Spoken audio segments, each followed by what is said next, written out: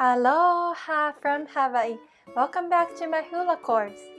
In this lecture, we'll learn how to do the upper hand position of hula dance. Upper hand position basically is placing your forearms in front of your chest. When you do this, please don't flip or turn your hands. Your palms should be always facing down like this. Relax your shoulders and make the levels even. Now, this is bad example. You don't want to put your fingers together or cross your arms. Make sure your hand comes to the center, but fingers apart. Now let's try this upper hand position together with a step. We're gonna start with kao.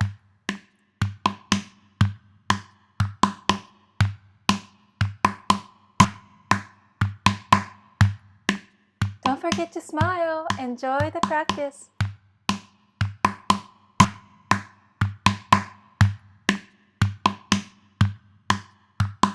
Next, we move on to kaholo. Let's try.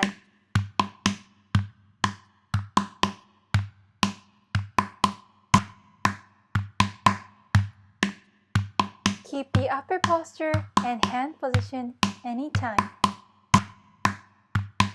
Awesome! Lastly, let's try with hela. Here we go.